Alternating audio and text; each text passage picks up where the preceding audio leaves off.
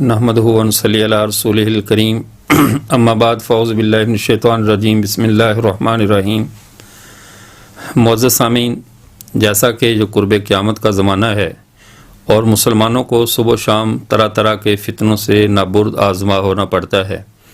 انہی فتنوں میں بعض فتنے ایسے ہیں جن کی خبر آپ صلی اللہ علیہ وسلم نے دی اور فرمایا کہ میرے بعد یاتون من بعدی ثلاثون کذابون دجالون، میرے بعد بہت سے 30 یا 30 کے لگ بھگ کذاب دجال قسم کے لوگ آئیں گے اور وہ اپنا دجل کریں گے، یعنی وہ فتنے ایسی نوعیت کے نہیں ہوں گے کہ وہ عام آدمی ان کو سمجھ سکے۔ ان کی علمی صلاحیت اس حد تک ہوگی کہ ان کے دجل سے بڑے بڑوں کی عقلیں مبہوت رہ جائیں گی۔ انہی فتنوں میں سے بعض تو فتنے وہ ہیں جو منکرین ختم نبوت کے نام سے سامنے آئے، انہوں نے باقاعدہ آپ صلی اللہ علیہ وسلم کی ختم نبوت کا انکار کیا، اور بعض وہ ہیں جو باضابطہ اتنا بڑا جرم تو نہ کر سکے لیکن ان مجرمین کے ہم نوا بن کر ان کی وکالت کا فریضہ انہوں نے سر انجام دیا اور جرم میں ان کے ساتھ برابر کے شریک ہوئے۔ ان میں سے ایک فتنہ ایسا ہے جسے دنیا انجینئر مرزا محمد علی جہلمی کے نام سے یاد کرتی ہے۔ انجینئر مرزا محمد علی جہلمی یہ کون ہے، اس کا پس منظر کیا ہے اور اس کے پس پردہ عوامل کیا ہیں، وہ اب کوئی ڈھکی چھپی بات نہیں رہی جب سے اس نے باضابطہ قادیانیت کی وکالت شروع کر دی ہے۔ اصل میں اس کا ٹارگٹ تو امت مسلمہ کے تمام مکاتب فکر کو نشانہ بنانا ہے، ان کے عقائد و نظریات کے اوپر تنقید کرنا ہے، اس سے بڑھتے بڑھتے اپنے اس بغض میں جو اس کو اہل اسلام سے بغض ہے، اس کے بدلے میں اگر اس کو قادیانیوں کے ساتھ بھی کندھے سے کندھا ملا کر کھڑا ہونا پڑے تو اسے بھی گریز نہیں کرتا۔ اس کی مثال دیکھ لیجئے، اس سے ایک مجلس میں سوال کیا گیا کہ کیا قادیانیوں کے ساتھ لین دین اور تجارت کرنا جائز ہے؟ اگر یہ اہل علم میں سے ہوتا یا کوئی عقل مند آگے مفتی یا عالم دین ہوتا تو دو ٹوک جواب دیتا جائز ہے یا جائز نہیں ہے، لیکن ایسے لوگ جن کا کام صرف قوم میں لگائی بجھائی کا کام ہے اور صرف فتنہ و فساد کو ہوا دینا ہوتا ہے، ایسے لوگوں میں یہ اخلاقی جرت نہیں ہوتی کہ کھل کر کسی بھی موضوع پر اپنی رائے کا اظہار کریں، بلکہ وہ ہمیشہ گویا کے چوکے چناچے کے کمزور پردوں کے پیچھے چھپنے کی کوشش کرتے ہیں۔ مرزا محمد علی جہلمی صاحب نے یہاں پر بھی وہی اپنی تاریخ کو دہراتے ہوئے کہنے لگے کہ اس مسئلے کا تعلق جذباتیت کے ساتھ ہے اور یہ بہت مشکل سوال ہے، اس کا جواب دینا بہت مشکل ہے، اور اس کو چونکہ اکثر لوگ علمی بات سننا نہیں چاہتے۔ یہ عجیب بات کی جذباتیت، ایمان، غیرت اور جذبات، یہ تو اہل ایمان کا خاصہ ہے کہ ایمان والوں کو جذبہ ہونا، ان کے اندر غیرت کا ہونا اور ایمان کا ہونا، لیکن شاید موصوف کا اس شعبے سے کوئی دور کا کبھی تعلق نہیں رہا، دور نزدیک کا، اس لیے ان کو یہ چیز بہت عجیب سی لگی۔ پھر کہا لوگ علمی بات نہیں سننا چاہتے، لیکن موصوف کا 15 منٹ کے لگ بھگ کلپ میں نے پورا سنا جس میں ماسوائے علم کے سب کچھ تھا۔ کتابیں سامنے رکھنے سے انسان عالم نہیں بن جاتا، مجال ہے 15 منٹ کے کلپ میں موصوف نے کسی ایک کتاب کو بھی ہاتھ لگانے کا تکلف کیا ہو، بس اپنے دماغ میں جو کچھ چل رہا ہے وہی باسی کڑی میں چمچ ہلاتے رہے اور اس کی بدبو معاشرے میں پھیلاتے رہے اور سوشل میڈیا اسے پوری دنیا میں نشر کرتا رہا۔ موصوف نے اس سے بڑھ کر پھر ایک اور بات کی، کہنے لگا کہ یہ دیکھ لیجئے، دیوبندی بریلویوں کے پیچھے نماز جائز نہیں سمجھتے یا مثال نکاح نہیں کرتے، وہ ان کے ساتھ رشتہ داریوں کو جائز، یہ وہی یعنی مکاتب فکر کے آپس کے اختلافات کو ہوا دینی شروع کر دی۔ سوال ہو رہا ہے کہ قادیانیوں سے لین دین کرنا جائز ہے یا نہیں، جواب یہ دیا جا رہا ہے کہ دیوبندی بریلویوں سے، بریلوی دیوبندیوں سے اور اہل حدیثوں سے، اہل حدیث ان سے، اور یہ سارے آپس میں ایک دوسرے کے ساتھ رشتہ داری نہیں کرتے، نکاح نہیں کرتے۔ یہ سوال گندم جواب چنا۔ تو اس علامہ کمال الدین دمجری رحمۃ اللہ علیہ نے حیات الحیوان میں ایک لطیفہ لکھا ہے، وہ کہتے ہیں کہ اذا قیل للبغل من ابو کا قال الفرس خالی، خچر سے کسی نے پوچھا تیرے ابو کا کیا نام ہے، اس نے کہا گھوڑا میرا ماموں ہے۔ تو مرزا محمد علی جہلمی صاحب کے اور تمام اہل باطل کے عموماً سوال و جواب ایسے ہی ہوتے ہیں کہ پوچھو تو آپ کے ابو کا کیا نام ہے تو کہتے گھوڑا میرا ماموں ہے۔ تو یہ سوال ہو رہا ہے قادیانیوں سے لین دین کا اور جواب دیا جا رہا ہے کہ یہ دیوبندی بریلوی آپس میں رشتہ داری نہیں کرتے، مناقحت نہیں کرتے۔ پھر اگلا ٹرینڈ اختیار کرتے ہوئے ایک عوامی سی بات کو جس کو شاید ان کے ہاں علمی ہے تو اللہ ایسا علمی کو مبارک کرے کہ دیکھیں یہ یہود و نصارہ سے یہ جو موبائل فون ہے، یہ پیٹرول ہے، گاڑیاں ہیں، یہ کسی رحمت اللہ علیہ تو گفٹ نہیں کیے، یہ تو یہود و نصارہ کے بنائے ہوئے ہیں، ان کو کیوں لیا جا رہا ہے؟ اور پھر خود ساختہ آگے کفر کی تقسیم کی، اس تقسیم پر بھی بات کرتے ہیں، لیکن سر دست اس بات کی طرف آئیے کہ یہود و نصارہ میں اور قادیانیوں میں کیا فرق ہے۔ مرزا محمد علی جیلمی صاحب تو یہود و نصارہ سے قادیانیوں کو بہتر ثابت کرنے کے لیے اپنے خیالات کی جو ہے وہ سرانٹ پھیلاتے رہے اور کہا کہ دیکھیے یہودی تمہارے نبی کو جھٹلاتے ہیں، عیسائی تمہارے نبی کو جھٹلاتے ہیں، جبکہ قادیانی اللہ کو بھی مانتے ہیں، اللہ کے رسول کو بھی مانتے ہیں، اس لیے ان کو بات سمجھانی قرآن و حدیث سے بالکل آسان ہے۔ حالانکہ مرزا صاحب کا شاید یا تو مطالعہ ہی نہیں ہے یا تجاہل عارفانہ کر رہے ہیں، کوئی مالی مجبوریاں ہوں یا کچھ ان کے ساتھ تعاون کا ایشو ہو، تو یہ میرے علم میں نہیں ہے۔ تو بہرحال انہوں نے بات کو بدلتے ہوئے کہا کہ یہ ان سے کم درجے کا ان کا کفر ہے، کافر ہیں لیکن ان کا کفر ان سے کم درجے کا ہے یا اہل کتاب سے بہتر اور افضل ہے۔ سوال یہ ہے کہ اہل کتاب ان کے اندر ایک صفت ہے کہ وہ بے شک خود جھوٹے ہیں لیکن وہ جن نبیوں کے نام لیوا ہیں وہ اللہ کے سچے نبی تھے۔ یہودی حضرت موسیٰ علیہ السلام کو اللہ کا نبی مانتے ہیں، موسیٰ علیہ السلام اللہ کے سچے رسول ہیں، مسلمان بھی مانتے ہیں۔ حضرت عزیر علیہ السلام کو مانتے ہیں، انہیں ہم بھی اللہ کا نبی مانتے ہیں۔ عیسائی حضرت عیسیٰ علیہ السلام کو مانتے ہیں، انہیں ہم بھی اللہ کا نبی مانتے ہیں۔ تو یہ امتیں خود جھوٹ کے راستے پہ چلیں، کفر کے راستے پہ چلیں، لیکن جن نبیوں کے نام لیوا ہیں وہ نبی اللہ کے سچے نبی ہیں۔ لیکن قادیانیت وہ بدقسمت جماعت ہے جن کا نبی بھی کافر اور جھوٹا ہے، جسے مرزا یہ محمد علی جیلمی بھی کافر قرار دے رہا ہے ختم نبوت کے انکار کی وجہ سے۔ نبی بھی کافر اور جھوٹا، اس کی امت بھی جھوٹ ہوئی، تو بڑے بدبخت کون ہوئے، یہود و نصارہ یا جو قادیانی؟ تو قادیانیوں کے ساتھ اور یہود و نصارہ کے ساتھ معاملات کی نوعیت اسی طرح سنگین ہے کہ جس طرح یہود و نصارہ کا کفر کم درجے کا ہے اس لیے کہ ان کی جن نبیوں کے نام لیوا ہیں وہ اللہ کے سچے نبی ہیں، اور ان کا کفر بڑھ کر ہے کہ جس کے نام لیوا ہیں وہ بھی جھوٹا ہے اور یہ خود بھی جھوٹے ہیں۔ اس لیے مرزا محمد علی صاحب اپنی اصلاح فرمائیں اور خام خواہ قوم کے دلوں سے مرزائیت کی نفرت کو کم کر کے انہیں مسلمانوں کی صفوں میں بٹھانے کی کوشش نہ کریں۔ پھر اس کے بعد اگلا اقدام کرتے ہوئے کہنے لگے کہ کفر کی تقسیم ہے، کفر میں ایک درجہ یہ ہوتا ہے کہ وہ ایک مسلم ہوتے ہیں یا نان مسلم، پھر نان مسلم کی تقسیم ہے کہ وہ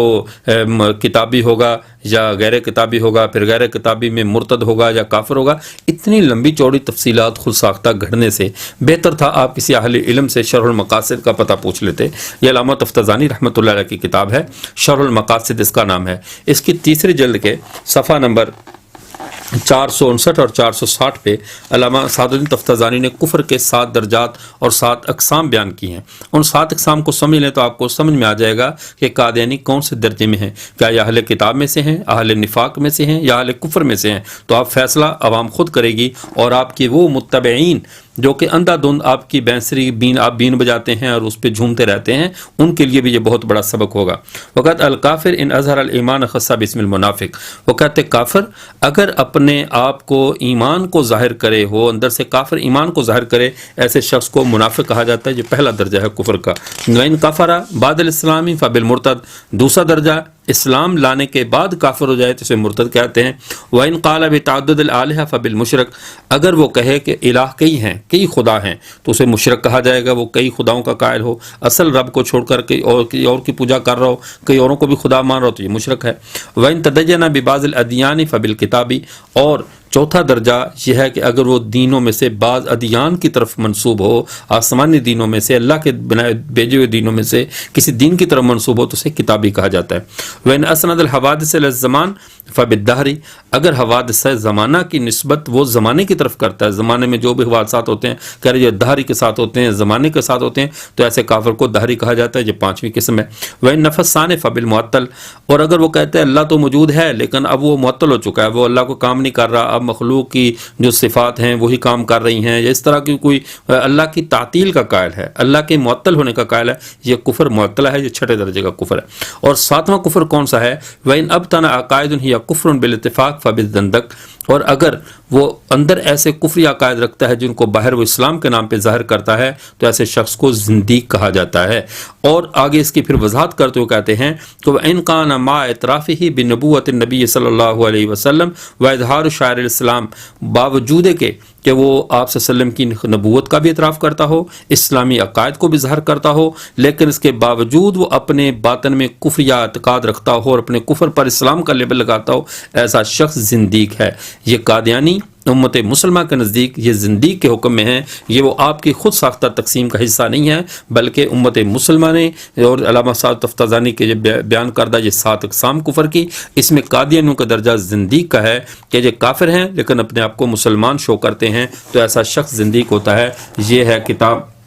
شرح المقاصد علامہ تفتزانی رحمۃ اللہ علیہ کی، اگر آپ کو توفیق ہو تو اس کتاب کو پڑھ لیں تاکہ آپ کو خود ساختہ تقسیمات نہ کرنی پڑیں۔ اس کے بعد جناب موصوف نے قادیانیوں کی وکالت کرتے ہوئے یہ کہا، کہنے لگے کہ قادیانی اللہ اور اللہ کے رسول کو تو مانتے ہیں، لیکن شاید موصوف یہ بات قادیانیوں کی کتابیں یا تو پڑھنے کا اتفاق نہیں ہوا، یا ان کی طرف سے ملنے والی کوئی مراعات ایسی ہیں کہ جنہوں نے عقیدے کے اوپر کوئی بڑا موٹا پردہ ڈال دیا ہے، اس پردے کی وجہ سے ان کے جو ہے وہ عقائد نظر نہیں آ رہے۔ اب یہ دیکھیے مرزا غلام محمد قادیانی کی یہ کتاب ہے کتاب البریہ روحانی خزائن جلد 13 صفحہ نمبر 103، یہ روحانی خزائن یہ جلد نمبر 13 صفحہ نمبر 103 کتاب البریہ، کہتا ہے میں نے اپنے کشف میں دیکھا کہ میں خود خدا ہوں، میں نے کشف میں دیکھا کہ میں خود خدا ہوں۔ جو خود خدائی کا دعوے دار ہے تو کیا یہ اللہ کے ماننے والا ہو سکتا ہے؟ پھر اس کی طرح اور بھی اس کے آگے جا کر بھی اور اس کے سیاق و سباق میں بھی بیسیوں مقامات پر اس نے اپنے خدائی کا دعویٰ کیا۔ کہتا میں نے رات کو خواب میں دیکھا رأیتنی فی المنامی کأننی ہوا وتیقنت اننی ہوا، کہ میں نے خواب میں دیکھا کہ میں اللہ ہوں، پھر مجھے یقین آ گیا کہ میں ہی خدا ہوں۔ یہ مرزا غلام محمد قادیانی کا نظریہ ہے۔ تو ایسے نظریے والے کو آپ یہ سمجھتے ہیں کہ وہ اللہ کو ماننے والا ہے، پھر یہ کہنا کہ وہ رسول اللہ صلی اللہ علیہ وسلم کو مانتے ہیں، یہ بھی جناب کا یہ نہیں ہو سکتا کہ علم میں نہ ہو، تجاہل عارفانہ ہے۔ یا موصوف کو دیوبندی، بریلوی، اہل حدیث ان کے پوتڑے دھونے سے فرصت نہیں ملتی کہ وہ قادیانیوں کی کتابوں کا مطالعہ کریں۔ اگر آپ اس کام سے کچھ فارغ ہو گئے ہوں اہل اسلام کے مکاتب فکر پر اندھی تنقید کرنے سے، تو ذرا اس کتاب کو بھی دیکھ لیں، روحانی خزائن جلد 18 اس کا صفحہ نمبر 212 پہ مرزا غلام محمد قادیانی کہتا ہے میں ذلی طور پر محمد ہوں اور میرے آنے سے آپ صلی اللہ علیہ وسلم کی یعنی ختم نبوت پہ کوئی تزلزل نہیں آیا، کیونکہ ذل اپنی اصل سے علیحدہ نہیں ہوتا، اور میں چونکہ ذلی طور پر محمد ہوں اس لیے ختم نبوت کا عقیدہ میرے آنے سے ختم نہیں ہوا، جو خود اپنے آپ کے محمد ہونے کا دعوے دار ہے۔ پھر اسی کتاب کے صفحہ نمبر 216 ایک غلطی کا ازالہ آخری صفحہ، اس کے اندر کہتا ہے مجھے بروزی صورت نے نبی اور رسول بنایا ہے، اور اس بنا پر خدا نے بار بار میرا نام نبی اللہ اور رسول رکھا ہے، مگر بروزی صورت میں یہ بروزی یہ بول و براز سے ہے یا کس سے، یہ تو وہ قادیانی خود وضاحت کریں گے۔ میرا نفس درمیان میں نہیں ہے بلکہ محمد صلی اللہ علیہ وسلم ہی ہے، یعنی میں نہیں ہوں بلکہ یہ اصل محمد صلی اللہ علیہ وسلم ہی ہے، عین محمد ہے، اس لحاظ سے میرا نام محمد اور احمد ہے، پس نبوت اور رسالت کسی دوسرے کے پاس نہیں گئی، محمد کی چیز محمد کے پاس رہی، یعنی میں بھی محمد ہی ہوں۔ یہ ہے قادیانیوں کا نظریہ۔ جب قادیانی کہتے ہیں نا ہم محمد صلی اللہ علیہ وسلم کو نبی مانتے ہیں، تو یہ مرزا قادیانی کو محمد کہہ رہے ہوتے ہیں، یہ اس محمد صلی اللہ علیہ وسلم کو نہیں مانتے جس کو امت مسلمہ محمد صلی اللہ علیہ وسلم مانتی ہے۔ اس لیے قادیانیوں کے کفر کو ہلکا کرنے کی سازش نہ کریں، بلکہ قادیانی محمد بھی مانتے ہیں تو مرزا غلام محمد قادیانی ہی کو مانتے ہیں۔ باقی جو امت مسلمہ کا اختلاف ہے ان میں جزوی اختلافات ہیں، تو ذہن میں رہے کہ جزوی اختلافات پر امت کی بنیاد نہیں رکھی جاتی، امت کی بنیاد ہمیشہ ٹھوس شواہد اور ٹھوس قوانین پر ہوتی ہے۔ وہ ٹھوس شواہد کیا ہیں؟ جس قوم کا دستور ایک ہو، جس قوم کا قائد ایک ہو، جس قوم کا قبلہ ایک ہو، پوری امت مسلمہ باوجود لاکھوں اختلافات بھی ہوں ان کے درمیان، گرچہ اتنے ہیں نہیں، مثال کے طور پر 20 اختلافات کے باوجود دیوبندی، بریلوی، اہل غیر مقلد، اہل حدیث، جتنے بھی طبقات ہیں ان سب کا دستور ایک ہے جو میرے پیارے پیغمبر حضرت محمد صلی اللہ علیہ وسلم پر اترا، جسے قرآن پاک کہتے ہیں۔ ان سب کی قیادت ایک ہے، قائد ایک ہیں جنہیں حضرت محمد رسول اللہ صلی اللہ علیہ وسلم کہا جاتا ہے۔ ان سب کا قبلہ ایک ہے جسے بیت اللہ کہا جاتا ہے۔ ان کا قبلہ، ان کا دستور، ان کی جو ہے وہ قیادت وہ ایک ہے۔ جب یہ ایک ہے تو یہ ایک امت ہے۔ ان کے جزوی اختلافات کو لے کر قادیانیوں کو چور راستہ فراہم نہیں کیا جا سکتا، بلکہ قادیانی اس چور راستے سے میں کبھی بھی امت کا حصہ نہیں بن سکتے، وہ ایک علیحدہ امت ہیں۔ ان کا قبلہ قادیان ہے، جیسا کہ حقیقت الرؤیا میں لکھا، ان کے ہاں نبی آخر الزمان مرزا غلام محمد قادیانی ہے، جیسا کبھی میں نے ایک غلطی کا ازالہ صفحہ 216 سے بتایا، ان کے ہاں خدا قبلہ ان کا قادیان، قیادت ان کی یہ، اور ان کی دستور کی کتاب وہ تذکرہ ہے جسے مرزا غلام محمد قادیانی اپنی الہامی کتاب کہا، وہی اپنی جمع کی ہیں۔ اب اس تذکرے کو جو اپنی وہی کتاب، اب ان کا دستور ہم سے جدا، قیادت ہم سے جدا، ان کا قبلہ ہم سے جدا، اب یہ اس امت مسلمہ کا حصہ نہیں ہے۔ پھر اگلی بات، آپ نے اس معاملے میں مزید بات کو الجھانے کے لیے اور کفر کی سنگینی کو کم کرنے کے لیے کہا، دیوبندی بھی یہ کہتے ہیں ان کا کلمہ لا الہ اشرف علی رسول اللہ، ان کا چشتی رسول اللہ، کسی دیوبندی کو یہ کلمہ پڑھتے ہوئے، کسی بریلوی کو چشتی رسول اللہ کلمہ پڑھتے ہوئے سنا ہے آج تک؟ یہ محض کسی کی حالت کشف کی باتیں یا کسی کے خواب کی باتوں کو بنیاد نہیں بنایا جا سکتا۔ اگر خواب کے اوپر عقیدوں کی بنیاد رکھی جا سکتی ہے تو خواب تو کچھ ہوتا ہے، تعبیر اس کی کچھ اور ہوتی ہے۔ آپ صلی اللہ علیہ وسلم نے خواب میں دیکھا، ترمذی شریف میں غالباً یا ابو داؤد شریف میں حدیث مبارکہ ہے کہ آپ صلی اللہ علیہ وسلم نے دیکھا میرے ہاتھوں میں سونے کے کنگن ہیں، اور اس کی تعبیر یہ فرمائی کہ میری زندگی میں 2 نبوت کے جھوٹے دعوے دار پیدا ہوں گے۔ تو ان جھوٹے دعوے داروں کی تعبیر آپ صلی اللہ علیہ وسلم نے کنگن سے فرمائی۔ تو یہ چیز جب خواب اور ہے، تعبیر اور ہے، اور حضرت تھانوی رحمۃ اللہ علیہ اور وہ لوگ اس سے بری و ذمہ ہیں، اور غالطے ان باتوں کو لے کر آپ قادیانیوں کو کون سا راستہ فراہم کرنا چاہتے ہیں؟ لہٰذا قادیانی کافر ہیں، امت مسلمہ سے ان کا تعلق نہیں ہے، اور ہمارا ان کے ساتھ کسی بھی قسم کے لین دین کا انکار کرنا یہ اس بنیاد پر ہے کہ ان کا امت مسلمہ سے کوئی تعلق نہیں ہے۔ پھر آپ نے الزام تراشی کرتے ہوئے اہل اسلام پر یہ کہا کہ اہل اسلام میں سے ایک قاضی شمس الدین صاحب کا اشارتاً کنایتاً نام لیا اور لے کر کہا کہ وہ میرے پاس آئے تھے، آ کر انہوں نے یہ کہا کہ یہ ہمارا جو اس وقت ہے ختم نبوت پہ کام کرنے پہ پیسے ملتے ہیں اور یہ ملتا ہے اور وہ ملتا ہے، اور پھر اتنی بھی اخلاقی جرت نہیں ہے، ساتھ کہا کہ میں نام اس لیے نہیں لے رہا ہوں کہ میں عدالت کا سامنا نہیں کر سکتا۔ اگر آپ سچ بول رہے ہیں تو عدالت سے نہیں ڈرنا چاہیے تھا، اور جب آپ جھوٹے ہیں اور آپ کا یعنی آپ کو خود بھی اپنا ضمیر آپ کا ملامت کر، آپ غلط بیانی کر رہے ہیں، اور پھر یہ کیسے غلط بیانی؟ آپ نے قاضی شمس صاحب کی طرف ایسی بات کو منسوب کیا جو آج سے 3-3.5 سال پہلے کی ملاقات تھی آپ کی ان کے ساتھ، اور اس ملاقات کے بعد آپ نے ایک ایسا کلپ ریکارڈ کروایا جس میں ان کی طرف یہ الزام منسوب کیا۔ اس الزام کے منسوب کرنے کے بعد قاضی شمس الدین صاحب دوبارہ آپ کے پاس آئے، آ کر انہوں نے اس پر آپ کے ساتھ کچھ گفتگو کی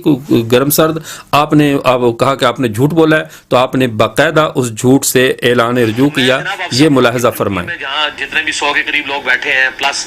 ویڈیوز میں تو ہزاروں لاکھوں لوگوں تک پہنچے گا۔ میں پرسنلی یعنی شمس الدین بھائی سے معذرت کرتا ہوں کہ میں نے ان کی باتوں سے جو تاثر لیا، وہ ان کی کلیریفیکیشن کے بعد تو اب اس کی کوئی گنجائش نہیں رہتی ہے، تو میں اپنے اس معاملے میں رجوع کرتا ہوں۔ بالکل ایسا معاملہ نہیں ہے، اللہ کے فضل سے انہوں نے اپنی کلیریفیکیشن۔ یہ ہے وہ جناب کی وہ پوری تحقیق کہ جس کے بعد آن جناب اس سے رجوع کر چکے ہیں، اور یہ کہا کہ شمس الدین صاحب نے جو کہا میں اپنی اس بات سے رجوع کرتا ہوں، میں نے ان کے بارے میں جو بھی کہا، جب آپ نے رجوع کر لیا تھا تو دوبارہ کون سی مجبوری تھی کہ پھر وہی جھوٹ بولا؟ کیا آپ کے پاس جھوٹ بولنے کا، حالانکہ آپ بہت ماہر ہیں، آپ نیا بھی بنا سکتے تھے کوئی، لیکن آپ نے اسی پرانے جھوٹ پر جس پر آپ نے ایک دفعہ رجوع بھی کر لیا اور پیچھے بھی ہٹ گئے، پھر اسی جھوٹ کو دہرانا معلوم نہیں کون سی آپ کی مجبوری تھی۔ اس لیے ایسی باتیں آپ اپنی عوام الناس کن کو مطمئن کرنا چاہتے ہیں؟ عوام آپ کو جو جانتے نہیں ہیں، لیکن ہم تو آپ کے پس منظر، پیش منظر اور تہ منظر کو بھی جانتے ہیں، اس لیے ہمارے سامنے آپ کا یہ جھوٹ نہیں چل سکتا۔ لہٰذا آپ سے درخواست ہے کہ آپ لوگوں کے عقائد کے ساتھ کھلواڑ نہ کریں، ان کے عقیدے کو برباد نہ کریں، بلکہ پوری دیانتداری ساتھ اپنی توبہ کریں، اور جو مسلمانوں کے اور غیر مسلموں کے درمیان ایک حد فاصل ہے، ایک دیوار کھڑی ہے، اس دیوار کو گرانے کی ناکام کوشش نہ کریں۔ یہ امت مسلمہ ہمیشہ اس کو اپنا سمجھتی ہے جو ان کے نبی کا ہو، جو ان کے نبی کا نہ ہو جو اسے اپنا نہیں سمجھتی، چاہے وہ آسمان پر اڑے یا اس کے لیے آپ جیسے ہزاروں وکیل بھی کھڑے ہو جائیں۔ جب تک کوئی ہمارے پیغمبر کے ساتھ مخلص نہیں ہے، ہمارا اس کے ساتھ کوئی تعلق نہیں ہے، ہمارا اس سے کوئی لین دین نہیں ہو سکتا۔ آپ کے کہنے پہ یہ امت لین دین کے لیے تیار نہیں ہوگی۔ اللہ تعالیٰ فہم صالح اور صحیح صراط مستقیم ہمیں نصیب فرمائے۔ وآخر دعوانا الحمدللہ رب العالمین۔